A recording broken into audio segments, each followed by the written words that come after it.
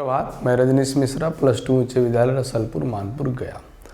आज हम फिर आपको गद्य खंड की तरफ ही पाठ नंबर 12 और 13 की चर्चा करेंगे। साथ ही आज आपका गद्य खंड कंप्लीट भी हो जाएगा, क्योंकि गद्य खंड में आपको 13 लेसन पढ़ने थे। फर्स्ट लेसन से लेकर आज जो है 12 और 13वां लेसन के साथ गद्य खंड का समापन होगा। तो जो अंतिम 2 पाठ हमको पढ़ने हैं 12 और 13, उसमें पहला जो हमारा पाठ है उसका नाम है तिरिछ। तिरिछ जो है एक कहानी है। गद्य की कौन सी विधा है? कहानी विधा। इसके पहले हमने गद्य की कौन सी विधा पढ़ा था? जो हमारा पाठ 11 था डायरी, 10 था हमारा आत्मकथा। इसी तरीके से आज जो हम पढ़ने जा रहे हैं वह कहानी है। उसके आगे जो अगला पाठ हम पढ़ेंगे 13 पाठ नंबर जो है शिक्षा है, जो हमारी संभाषण के रूप में एक नई गद्य विधा हमको पढ़ने के लिए मिलेगी, जिस पर हम चर्चा करेंगे। तो आज हम आपको तिरिछ के बारे में बताने जा रहे हैं कि तिरिछ है क्या। लेखक जो है, कहानीकार जो है, तिरिछ को प्रतीक मान करके समाज में तिरिछ जैसे विषैले जो प्राणी, जो मनुष्य निवास कर रहे हैं, जिसके कारण हमारा सामाजिक वातावरण दूषित हो चुका है और समाज में जो समाज की जो परिकल्पना की गई थी वह अब ऐसा दिखाई देता नहीं। जो भी भाईचारा था, प्रेम मोहब्बत बातचीत थी, सब समाप्त हो गई है। जिस प्रकार से जो तिरिछ जंतु, जो विषैला प्राणी एक विषखापड़ यानी गिरगिट की तरह होता है उस और जहरीला होता है, यानी सांप से ज़्यादा इसको जहरीला बताया गया, जो जंगलों में पेड़ के पत्थरों के कंदराओं में रहता है। लेकिन उसी प्रकार के जिस प्रकार से तिरिछ है, उसी प्रकार से मानव जो है, मनुष्य भी आज जो है नगरों में निवास कर रहा है तिरिछ की भांति, जिसके काटने से मानव का बचना मुश्किल हो गया है। आए दिन हमको यह समाज में दिखाई दे रहा है, जो मॉब लिंचिंग के रूप में हम देख रहे हैं कि भीड़ द्वारा किसी की हत्या कर दी जाना और उस विषय को समझना नहीं कि हुआ क्या है, किस कारण इसको मारा जा रहा है, किस कारण इसको पीटा जा रहा है। किसी प्रकार की एक अफवाह फैल गई कि अब बच्चा चोर है तो इसको मार डालो, और उसको जब तक मारा जाता है जब तक उसकी मृत्यु नहीं हो जाती। इसी के परिप्रेक्ष्य में कवि जो लेखक जो हैं हमारे उदय प्रकाश जी, इस पाठ के लेखक का नाम क्या है? उदय प्रकाश हैं। और इनके जन्म स्थान जो है आपको यहाँ दिया हुआ है, सीतापुर अनूपपुर मध्य प्रदेश में इनका जन्म हुआ। और इनके माता का नाम है गंगा देवी और पिता का नाम है प्रेम कुमार सिंह। अगर आपसे पूछता है कि उदय प्रकाश जी के पिताजी का नाम क्या है, तो प्रेम कुमार सिंह है। माता का नाम क्या है, तो गंगा देवी। इस तरीके से वस्तुनिष्ठ प्रश्न आपको परीक्षा में पूछे जाएंगे। साथ ही इनकी शिक्षा जो है, पढ़ाई लिखाई इन्होंने एमए किया है हिंदी से। कौन सा विश्वविद्यालय है, तो सागर विश्वविद्यालय, सागर मध्य प्रदेश में स्थित है, वहीं से एमए ये हिंदी से किए हैं। और इनकी वृत्ति रही जवाहरलाल नेहरू विश्वविद्यालय नई दिल्ली के भारतीय भाषा विभाग में कुछ समय तक ये अध्यापन का कार्य किए हैं। अध्यापन का कार्य करते रहे वहाँ पर रह करके। साथ ही ये बहुत सारे पत्रिकों का संपादन भी किया है, पत्रिकों के कार्यभार को भी संभाला है।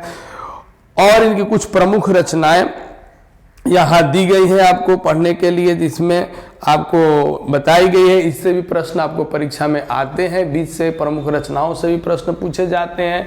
तो यहाँ पर इनकी प्रमुख रचनाओं में कहानी जो है दरियाई घोड़ा, और अंत में प्रार्थना, पाल गुमरा का स्कूटर, पीली छतरी वाली लड़की, अरेवा परेवा, मोहनदास, मैंगो शील।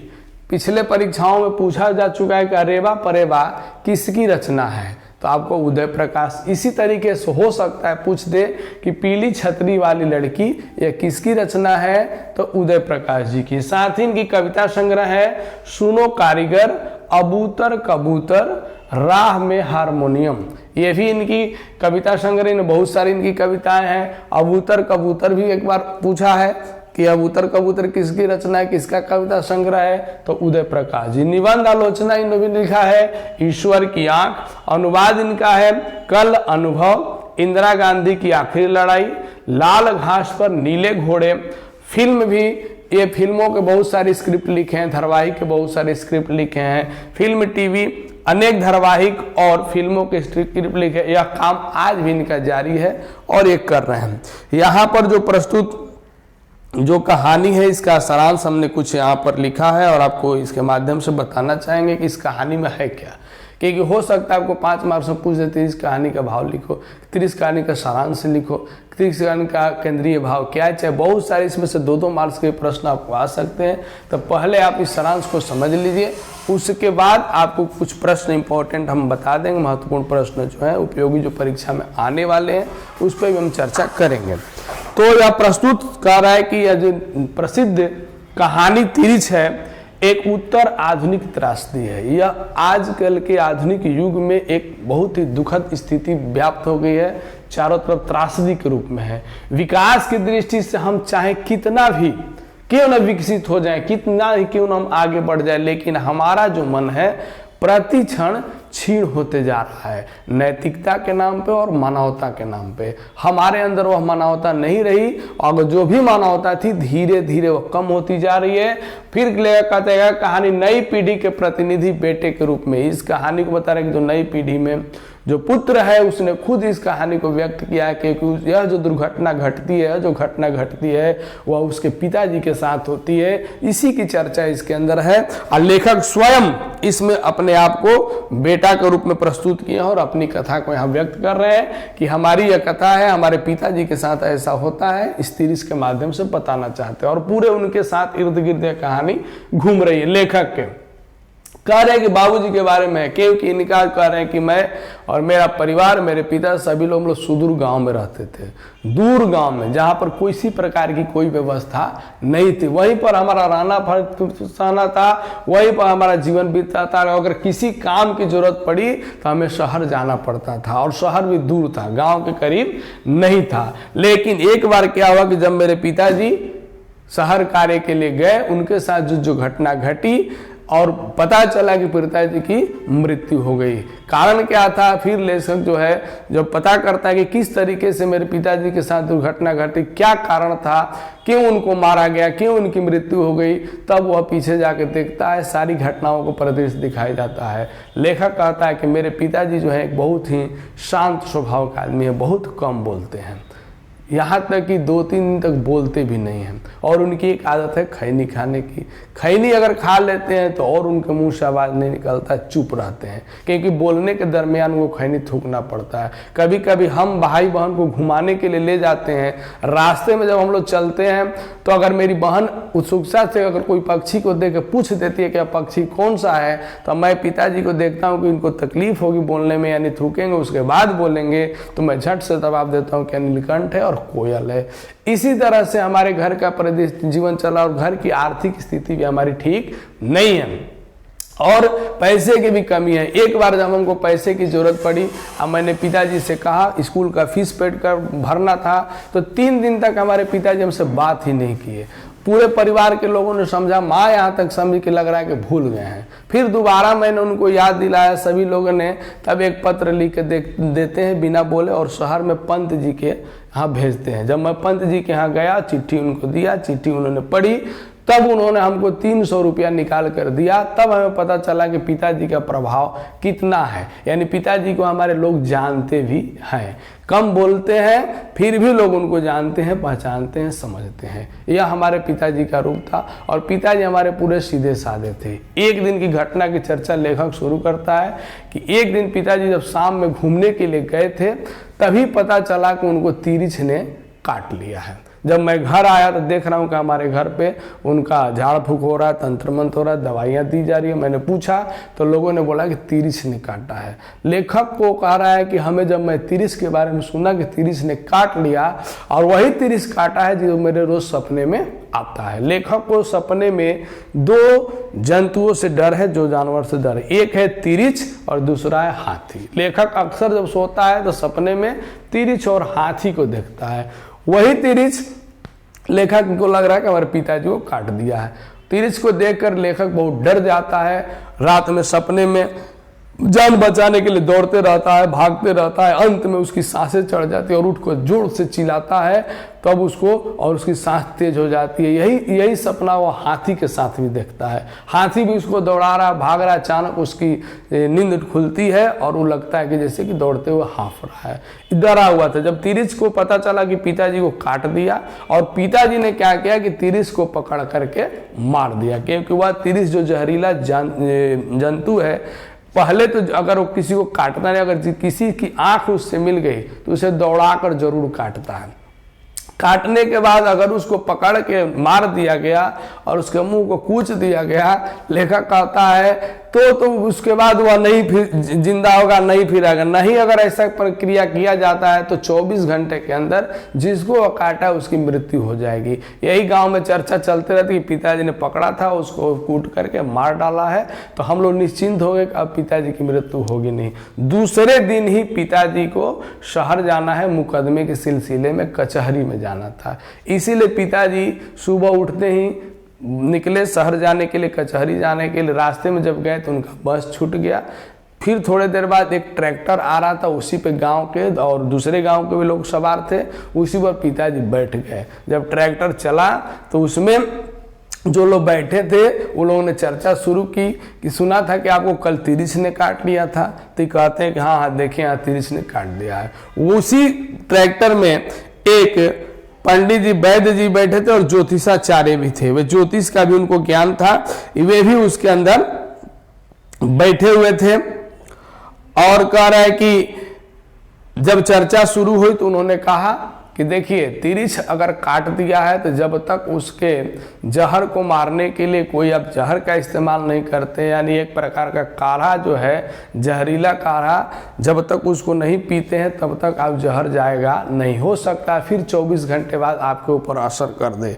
इसलिए उन लोगों ने कहा कि मैं एक दवा आपको बना के दे रहा हूँ, आप उस दवा को पीजिए। यहाँ पर बता रहा है कि तिरिछ विषैले मनुष्य पाए जाए, तो यहाँ पर तो बताया झाड़ियों में है, ये सब चर्चा मैंने कर दिया, बचाया जाए, खौफनाक है। फिर लेखक उसमें बता रहे हैं वो लोग साथ में मिलजुल के सब पे चर्चा होती है। चर्चा के साथ दूसरे दिन जब वो शहर में गए तो वहां पर कह रहा है कि पंडित रामावतार जी सहयात्री उस ट्रैक्टर पर सवार थे, जिनका नाम है पंडित रामावतार ज्योतिषी। ज्योतिषी के अलावा वैद्य भी है, वैद्य का भी काम जानते हैं। उन्होंने रास्ते में जो ट्रैक्टर को रोक करके उन्होंने कहा कि देखिए आपको एक काढ़ा पीना पड़ेगा, जब तक काढ़ा नहीं पीजिएगा आपकी यह जहर जाएगा नहीं। तो वो लोग क्या किए, ट्रैक्टर को जब ट्रैक्टर पेट्रोल पंप पर तेल भराने लगता है वहीं पर रोकते हैं, और रोकने के बाद वहां पर वे लोग धतूर के बीज का काढ़ा बनाते हैं और उस काढ़ा को पिताजी को पिला दिया जाता है। फिर ट्रैक्टर चलती है, वह मोड़ आती है जहाँ से कचहरी जाने का रास्ता है, वहाँ पर उतरते हैं। लेकिन जब वहाँ उतरते हैं तो उनका गला सूखने लगता है, ऐसा लग रहा है कि उनको प्यास लगा है। फिर सामने में उनको होटल दिखाई देता है, सोचते कि जाकर होटल में पानी पी ले। लेकिन वो एक बार जब शहर आए थे तो होटल वाले ने उनको डांट दिया था, पानी पीने गए तो इसीलिए वहाँ पानी नहीं पी पाते हैं। फिर आगे बढ़ते हैं, उनको चक्कर जैसा आता है, गिर जाते हैं और पूरा शरीर उनका कपड़ा जो है गंदा हो जाता है और मुंह से उनको उल्टी भी आ जाती है। फिर उसी हालत में जब आगे बढ़े, क्योंकि उन्होंने जब काढ़ा पिया था तो उसका असर हो रहा था, धीरे धीरे असर शुरू हो गया था, यानी उनको चक्कर जैसा आने लगा। आगे गए तो बैंक का SBI बैंक का बोर्ड देखते हैं। बोर्ड के बाद उनको लगता है ऐसा कि इसके अंदर उनके गांव का एक कर्मचारी चल के उसको बताते हैं कि कचहरी जाने का रास्ता कहाँ है, हमको बता दो, उसी से पूछ लेंगे। जब अंदर चले गए बैंक के अंदर तो वहां पर स्थिति क्या है, जब बैंक में जाते हैं तो वहां पर जो कैशियर था वह बैठ के पैसा गिनते रहता है और सीधे उसी के पास पहुंच जाते हैं। खड़े हैं, अचानक कैशियर ऊपर मुंडी उठा के देखता है और इस दशा में उनको देखता है, बस चोर चोर चिल्लाने लगता है और सारे जो कर्मचारी हैं जुट जाते हैं और पिताजी की जम के पिटाई हो जाती है। उनके कपड़े भी फाड़ दिए जाते हैं, साथ ही जो उनका पासबुक था और कुछ पैसा था जो भी लेके आए थे सब लोगों ने, वो जो कर्मचारी थे वहां के छीन लिए और इनका शर्ट उट फाड़ दिए और उनके मुख से खून भी आने लगा। फिर वहां से आगे निकलते हैं, जब आगे बढ़े तो इनकी स्थिति धीरे धीरे खराब होते जा रही है। वहां गए तो वहां पर थाना था, कोतवाली थाना के पास जाते हैं। वहां इनको लगता है कि जाके थानेदार को बताएंगे कि मेरा पैसा और मेरा सब कुछ छीन लिया बैंक वालों ने, या कंप्लेन करने के लिए जब थाने में जाते हैं तो वहां पर अंदर में जब अंदर प्रवेश कर गए उसी हालत में, तो थानेदार उसी समय बैठ के खाना खा रहे थे। खाना का डब्बा खोले ही थे और उसके अंदर करेले का सब्जी और पूरी देख के उनका BP और हाई था, गुस्से में थे। तभी वहां पर सामने इनको देखते हैं, जोर से चिल्लाता है कि ये कौन, सिपाही को गाली दे के बुलाया। सिपाही दौड़ के आया और पिताजी के कॉलर पकड़ा और पकड़ के उनको घसीटते हुए बाहर ले जाकर ढकेल के फेंक दिया। वहां से बेचारे फिर उठते हैं कि उनका माथा है, थोड़ा सा मुख से खून भी निकल रहा, नाक से भी खून निकल रहा, कपड़ा पूरा फटा हुआ है, गंदा हो गया है। और वहां से फिर वे पैदल कचहरी का रास्ता लेते हैं। जाते समय एक इतवारी कॉलोनी है, उसके अंदर पहुंच जाते हैं। वहां पर जब बच्चे इनके इस दशा में देखते हैं तो इनके ऊपर पत्थरबाजी करते हैं और इनको चिढ़ाते हैं। उस समय कहते हैं कि मैं एक हेडमास्टर हूं, राम, कुछ इनका नाम वहां पर बताते हैं कि मेरा नाम इस पर, सर्किट हाउस में कह रहे कि गए हैं, वहां पर ये अपने नाम की चर्चा कहते हैं कि मैं राम स्वार्थ, यहाँ लिखा हुआ है कि अपना बता रहे हैं कि मेरा लहू लुहान है। देखिए यहाँ लिखा हुआ है कि असामाजिक तत्व समझकर मोहल्ले में जब कॉलोनी में चले गए, पढ़े लिखे लोगों की मोहल्ला थी, शिक्षित लोग थे, लेकिन सभी लोगों ने इसकी वेशभूषा को देख करके असामाजिक तत्व समझ के इनकी पिटाई कर दी। ये लहू लुहान हो गए और अंत में इतवारी कॉलोनी गए। उनके कहते सुना गया कि मैं Ram Swarth Prasad, school headmaster and village head of ग्राम बकेली, मैं बकेली का रहने वाला हूँ, रिटायर्ड मास्टर हूँ। ये बोलते नहीं, कोई इनके ऊपर ध्यान देता नहीं। पढ़े लिखे शिक्षित लोग भी हैं, फिर भी इनके बातों को समझते नहीं है और असामाजिक तत्व समझ के कह रहे कि कॉलोनी के छोटे बड़े सभी लड़के मिलके इनको पत्थर से मारते हैं, ईंट से मारते हैं। जब इनको चोट लग जाती है, माथा फट जाता है, तो ये भी पत्थर उठा के मारते हैं। एक बच्चे को लग जाता है, छोटा सा बच्चा, और उसका माथे से खून निकलने लगता है और पूरे कॉलोनी में अब फैल जाता है अफवाह कि पागल आ गया है, असामाजिक तत्व आ के बच्चों को मार के माथा फाड़ दे रहा है, खून गिरा, और सभी लोग जुट करके इनको पत्थरों से मार मार के मार डालता है। इतना पत्थर मारता है कि जब तक ये बेहोश होकर कीचड़ में गिर नहीं जाते और जब तक लोगों को एहसास नहीं हो जाता कि आदमी मर गया है, तब तक इनको कोई छोड़ता नहीं है। यानी लेखक का बताने का स्थिति है कि आज के परिवेश में जो शहरी जीवन है, जहाँ पर लोग रहते हैं, शिक्षित लोग, पढ़े लिखे लोग हैं, फिर भी जो है लोगों की समस्याओं को सुनने का टाइम नहीं। उनका जो नैतिकता पतन हो गया है, उनका मानवता नाम का कोई चीज नहीं रहा। अगर कोई भी एक आदमी, पढ़ा लिखा आदमी, उनकी परेशानी को समझ लेता, उनके बारे में पूछ लेता, उनके बारे में जान लेता, आखिर में आदमी की हालत क्या है, क्यों ऐसा यह काम कर रहा है, तो शायद इनके पिताजी बच जाते। लेकिन ऐसा आजकल शहरों में देखा नहीं जा रहा। भीड़ द्वारा जो हत्या हो रही है, भीड़ के समूह में लोग जुट करके अफवाह में पीट पीट कर मार दे रहे हैं, यह त्रासदी जो है आज और विकराल रूप लेते जा रही है, जो हमारे समाज में आज भी दिखाई दे। प्रेजेंट में बहुत सारी ऐसी घटनाएं हुई है जिसमें निर्दोषों को बिना किसी दोष को अफवाह में पीट पीट कर मार दिया गया। इस स्थिति को यहाँ पर कह रहा है कि यही इनके साथ घटना होती है। लास्ट में शाम 6 बजे करीब में बेचारे एकदम पस्त होकर गिर गए। फिर थोड़ा सा उनको चेतना आती है, उसके बाद वे उठते हैं और सिविल लाइन के पटरियों पर मोचियों की दुकान, यानी जो मोची जो जूता सीने वाले थे उनका दुकान था, उसी के अंदर ये प्रवेश कर जाते हैं। और उसके अंदर जब चले जाते हैं तो सब देखता है और उसी पर कह रहे हैं कि वह जो है वहां अंदर दुकान में घुसे और गणेशवा मोची उनके बगल के गांव का रहने वाला था, उसने उन्हें पहचाना। जब वहां घुसे तो वह गणेशवा मोती इनके बगल गांव, वह जब देखा इनको, चेहरे को देखा तो जान गए तो मास्टर साहब है इस गांव का रहने वाले और इनके साथ दशा। उसने उन्हें पहचाना, कुछ ही देर में तब तक उनकी मृत्यु हो गई।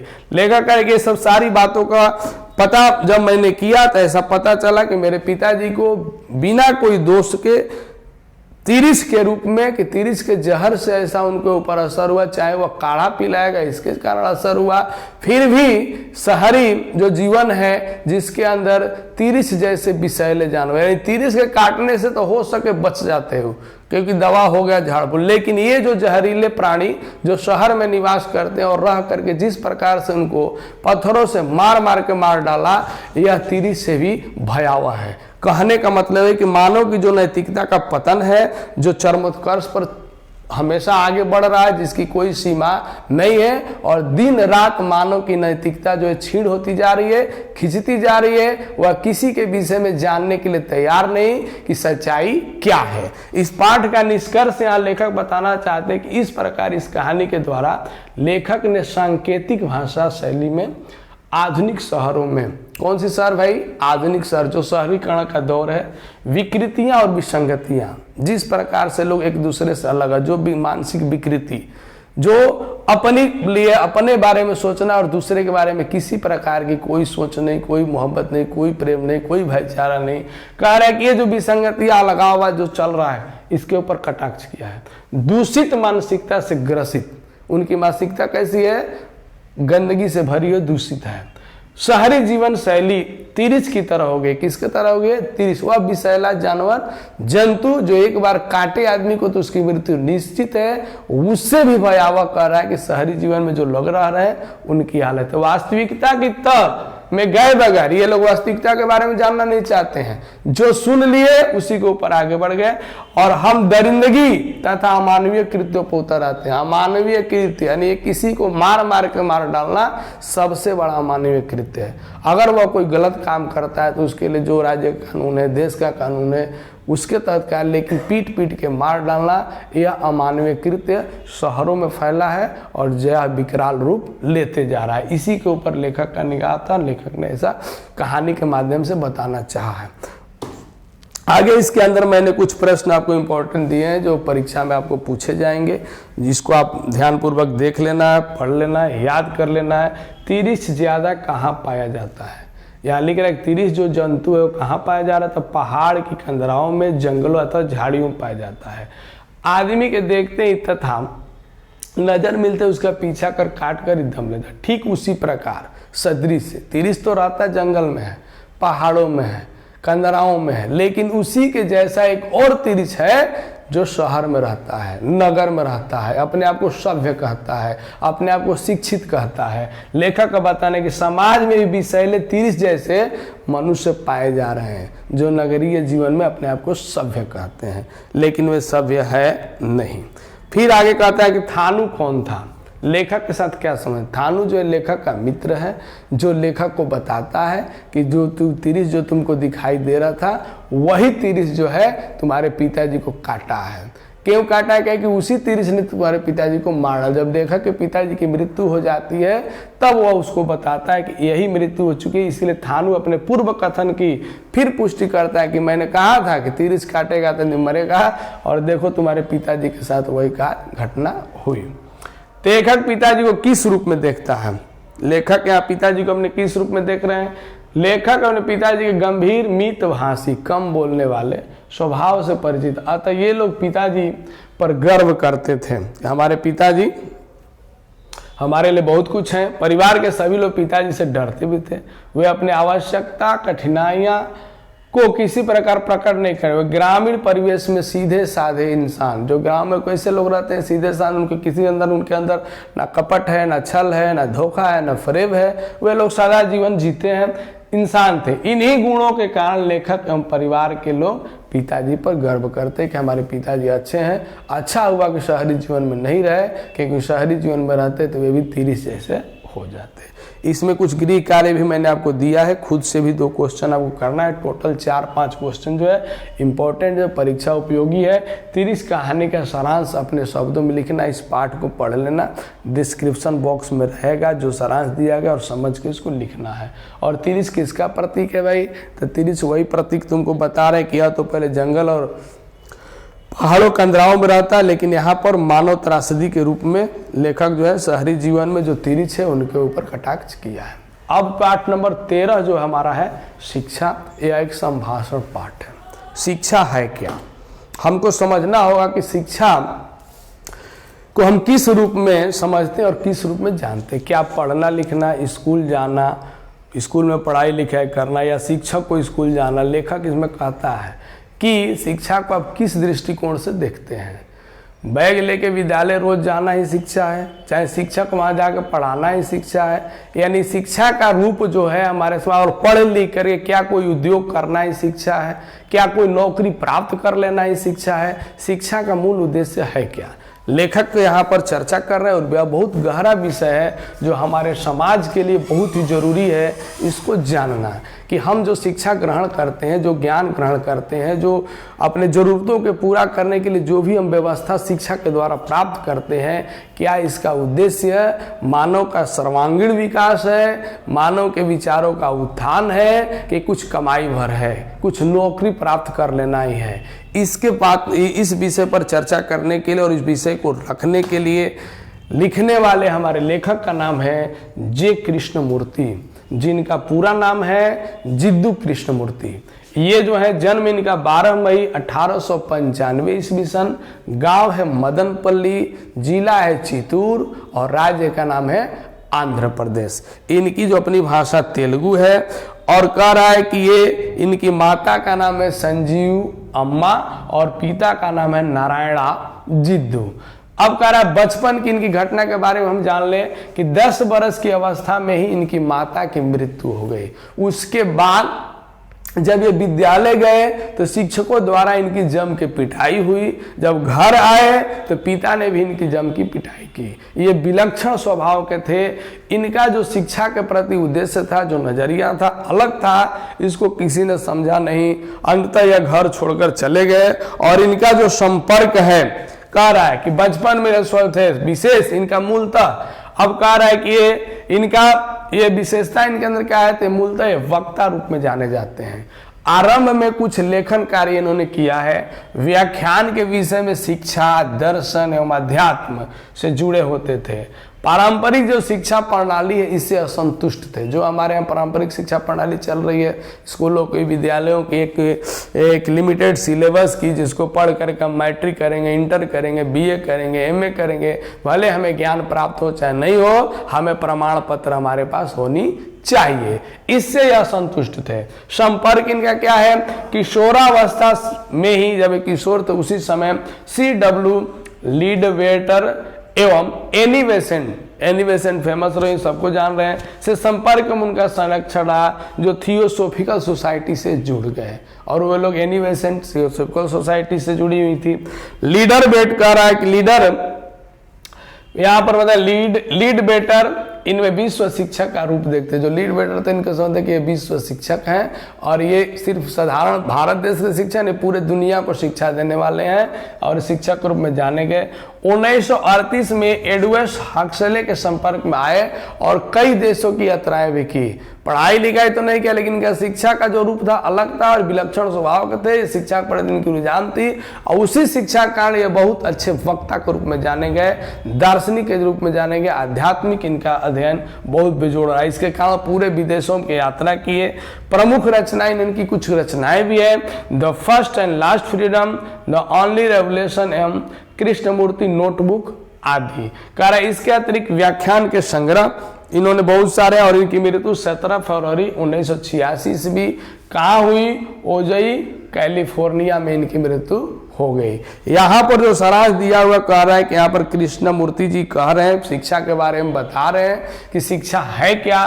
कह रहे कृष्णमूर्ति जी ने मानते हैं कि सच्चा ज्ञान ही मुक्ति और स्वतंत्रता में परिणित होता है। अगर हमको सच्चा ज्ञान जब तक नहीं होगा तब तक हमारी मुक्ति नहीं, और तब तक हम स्वतंत्र भी नहीं है, किसी के अधीन है। और जब हमें सच्चा ज्ञान हो जाएगा, सच्ची शिक्षा हमें मिल जाएगी, तो हम किसी के ना अधीन रहेंगे और ना हम मुक्ति के लिए परेशान रहेंगे। लेखक कहता है कि मानव आत्मा जब तक युगों से जो चली आ रही परंपराएं हैं, इकट्ठी जो विरासत हमें रूप में मिली है, जब तक उसके पीछे हम चलेंगे, जब उस विरासत को संभालते हुए हमें आगे बढ़ेंगे, मानव का विकास होने वाला नहीं है। कारक हम परिधीनता और बंधनों के बोझ से क्या रहेंगे, दबे रहेंगे, तब तक हमें सच्चा सुख प्राप्त होगा नहीं।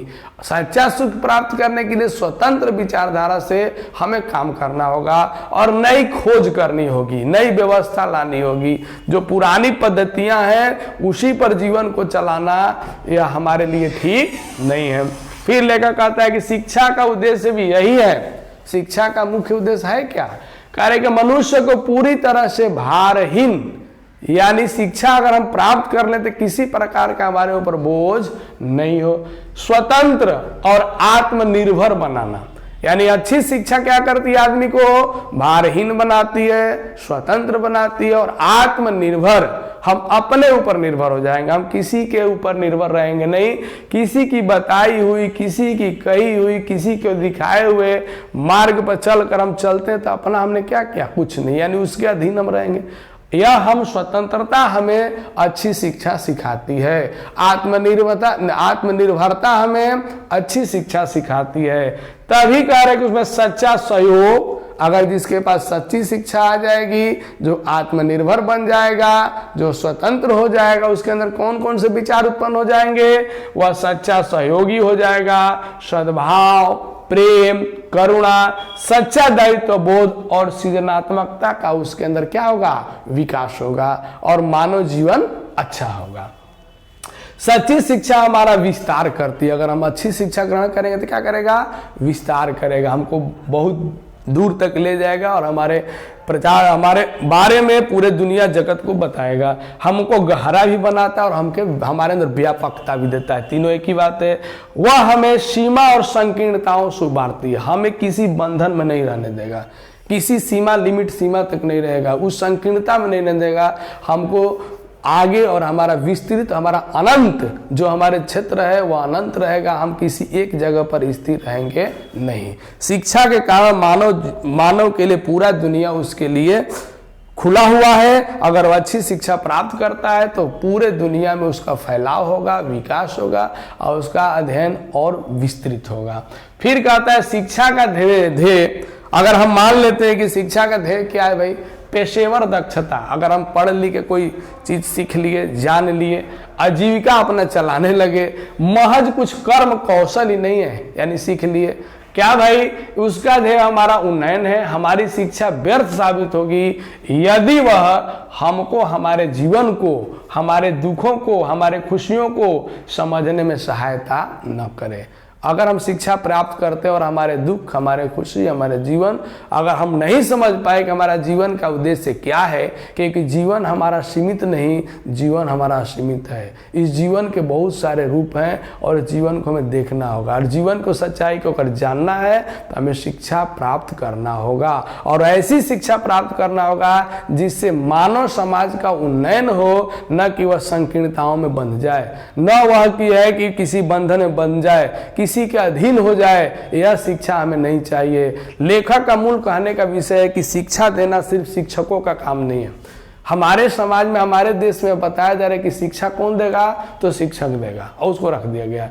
ऐसा नहीं, किसी भी विभाग का कोई भी अधिकारी जो पढ़ लिख के उस पोजीशन पर गया है, उस विभाग को संभाल रहा है, उसको भी चाहिए कि समाज में अगर उसके इर्द गिर्द अगल बगल कोई पढ़ने वाला है तो उसको उसे पढ़ाना चाहिए। 1 या 2 घंटा जो समय है उसको निकाल करके उसको शिक्षा देना चाहिए, चाहे कोई भी किसी भी अधिकारी पोस्ट पर बैठा हो। सिर्फ हमें नौकरी प्राप्त कर लेना और सुबह जाना और शाम में आना, शिक्षा प्राप्त करके यही हमारा काम नहीं है। उसका विस्तार करना, उस शिक्षा को देना, क्योंकि शिक्षा एक ऐसी संपत्ति है जिसको देने से बढ़ता है, उसका विस्तार होता है। यही काम कर रहा है कि जब ऐसा हम करने लगेंगे तो हमारे देश में क्या, दुनिया में कोई अशिक्षित नहीं रहेगा। आज जब तक शिक्षकों के ऊपर रहेगा कि नहीं तुम ही को पढ़ाना है और यह पटी पटाई जो व्यवस्था है, जो परिपाटी बनाई गई है, इसी के अनुसार तुम्हें शिक्षा देना है, तब तक शिक्षा का विकास होगा नहीं। क्योंकि हम यही समझ रहे हैं कि हम पढ़ेंगे, इंटर करेंगे, मैट्रिक करेंगे, बीए करेंगे, कुछ कंपटीशन पास करेंगे, नौकरी मिल जाएगी, उसके बाद शादी कर लेंगे, बाल बच्चा कर लेंगे, उसके बाद हम जीवन जिए। यही शिक्षा का उद्देश्य हम मानते हैं, लेकिन यह शिक्षा का उद्देश्य है नहीं लेखक अनुसार।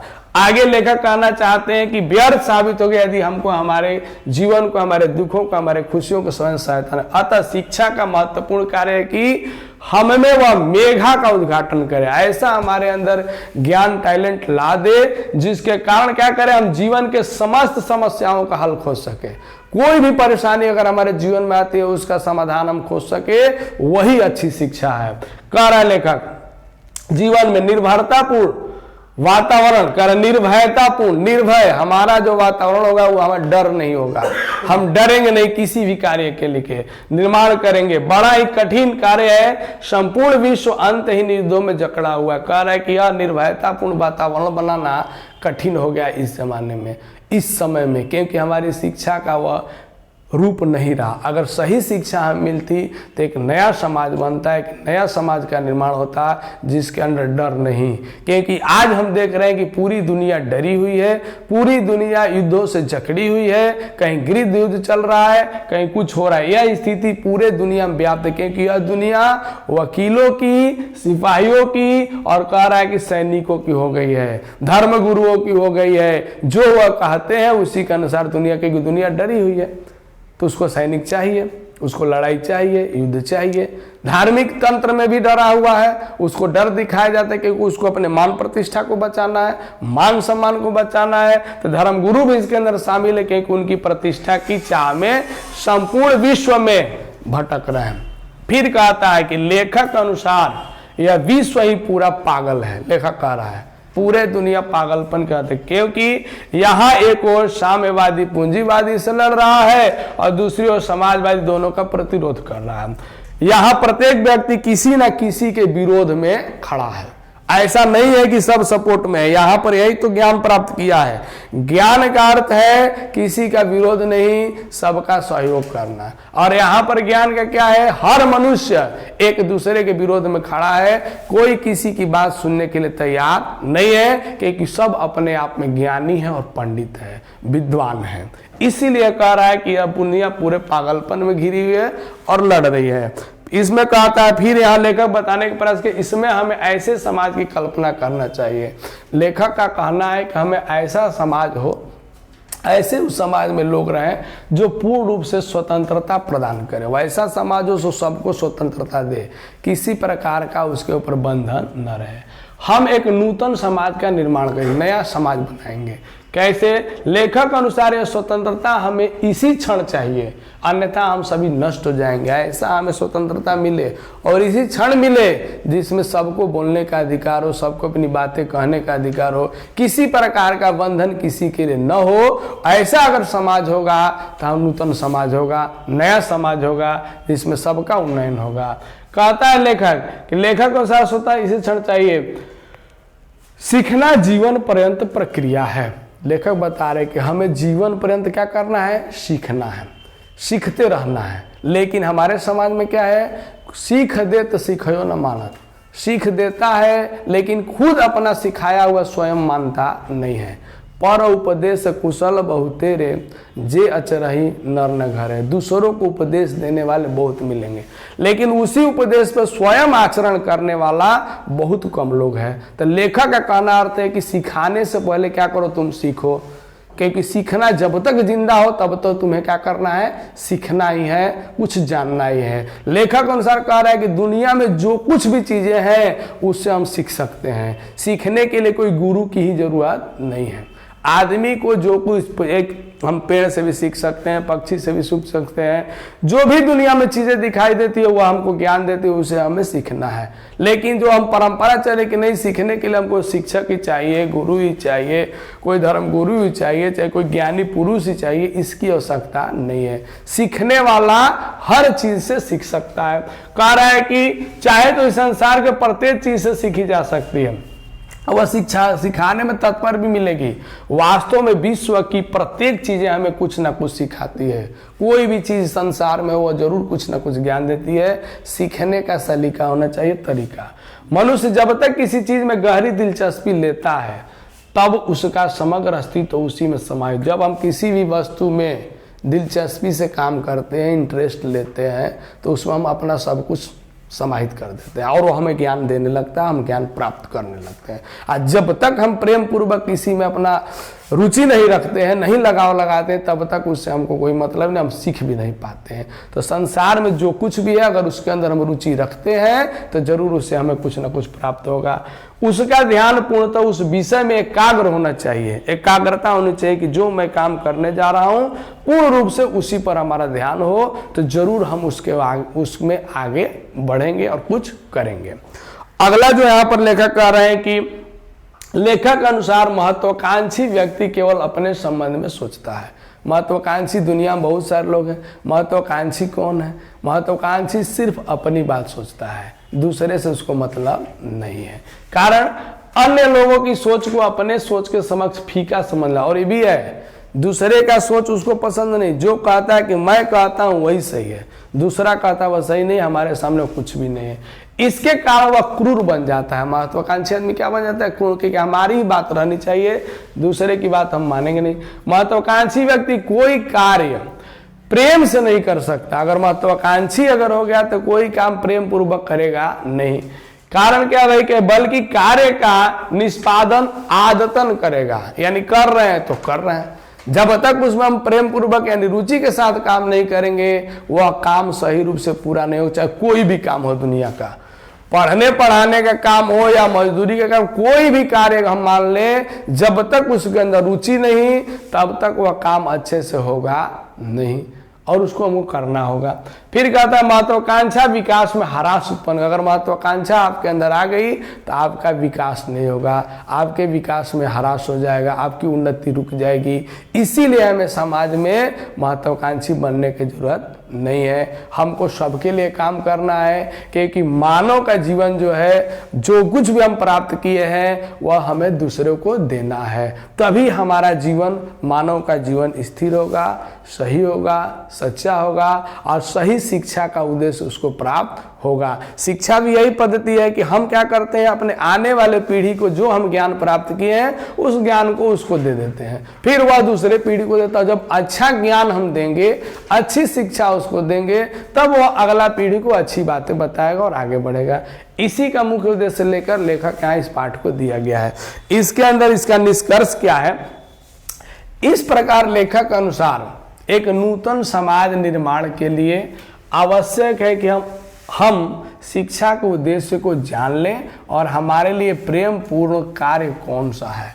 कहता है कि यह कह रहा है कि हमको यह जान लेना है कि हमें नूतन समाज का निर्माण करना है, तो शिक्षा का मुख्य उद्देश्य है क्या कि हमें कोई भी काम करना है उसे प्रेम पूर्वक करना है, दिलचस्पी के साथ करना है, रुचि के साथ करना है। इसका चयन जीवन के आरंभ से ही होते रहना चाहिए, और इसको जैसे ही हमारा जीवन शुरू होता है उसी समय से हमको सोच लेना है कि हमें करना क्या और कौन से काम हमें अच्छे लगते हैं, तभी उसमें पूर्णता आती है। मानसिक और आध्यात्मिक क्रांति दूत, वही आदमी मानसिक और आध्यात्मिक क्रांति दूत बन के उभरेगा जो शुरू से ही अपने लगाव को जानेगा, अपने कार्य को जानेगा और उसमें इच्छा पूर्वक कार्य करेगा। पूरे पाठ का निचोड़ है कि हम अगर शिक्षा प्राप्त करते हैं तो उस शिक्षा को दूसरे समुदाय तक भी पहुंचाना है, जिससे कि पूरा हमारा समाज, पूरा हमारा राज्य, पूरा हमारा देश आगे बढ़े और सब शिक्षित हो जाए। जब सब शिक्षित हो जाएगा तो जो भी समस्याएं हम देख रहे हैं उस समस्याओं का निराकरण अपने आप हो जाएगा। इसमें कुछ प्रश्न भी आपको इम्पोर्टेंट है जो आपको एग्जाम में आएंगे। शिक्षा का अर्थ है, देखो लिखा है, शिक्षा का क्या अर्थ है, इसके क्या कार्य हैं, स्पष्ट करें। प्रश्न आपको पूछ सकता है परीक्षा में, 2 मार्क्स में भी आ सकता है। मानव जीवन का सर्वांगीण विकास प्राप्त करने का अर्थ शिक्षा है। अगर हमारा सर्वांगीण विकास करना है तो उसका सही रूप क्या है भाई? तो शिक्षा ही है। इससे मनुष्य की साक्षरता, बुद्धिमत्ता, जीवन कौशल और अन्य सभी समाज उपयोगी गुण पाए जाते हैं। शिक्षा के अंदर ये सब गुण आते हैं। शिक्षा के कार्य के अंतर्गत क्या भाई? विद्यार्थी का विद्यालय जाना, विविध विषयों की पढ़ाई करना, परीक्षाएं उत्तीर्ण होना, जीवन में उच्च स्थान प्राप्त करना, दूसरों से स्पर्धा करना, संघर्ष करना, जीवन के सर्व पहलुओं को समुचित अध्ययन करना, यह सारी चीजें शिक्षा के अंतर्गत आती है। साथ ही जीवन को ही समझना शिक्षा है। इतनी सारी चीजें हैं, लेकिन इसके साथ एक बात और करें कि अपने जीवन को भी समझो, क्योंकि जीवन मूल्यवान है और जीवन का कोई सीमा नहीं है।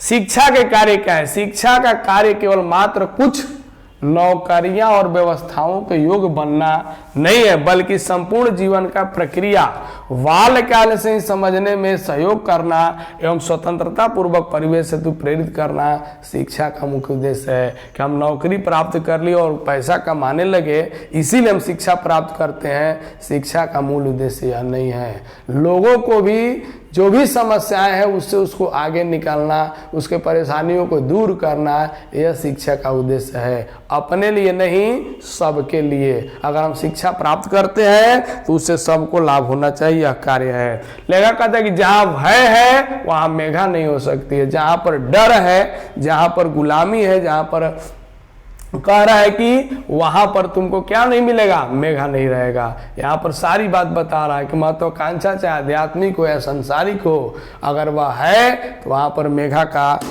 उत्थान होगा नहीं।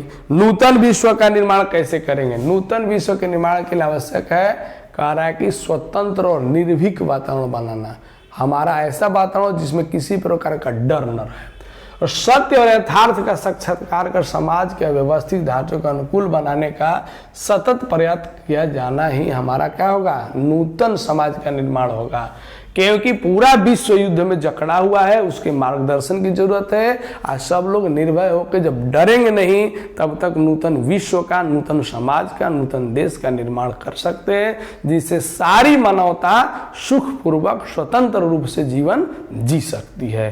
कहने का मतलब यही है कि दुनिया में मनुष्य युद्धों के कारण क्रूर होते जा रहा है, महत्वाकांक्षाएं उसकी बढ़ती जा रही है, जिसके चलते दुनिया अव्यवस्थित है। कह रहा है कि फिर यहाँ पर 2 क्वेश्चन आपको गृह कार्य के लिए हमने दे दिया है। शिक्षा पाठ का सारांश अपने शब्दों में लिखना है, कोई जरूरी नहीं कि जो दिया गया वही रट के लिखना है। तुम इस पाठ को पढ़ लो, समझ लो, और जो तुमको आता है, जिस तरीके से तुम लिखते हो, उसी भाव में, उसी भाषा में तुम लिख सकते हो, कोई दिक्कत नहीं है।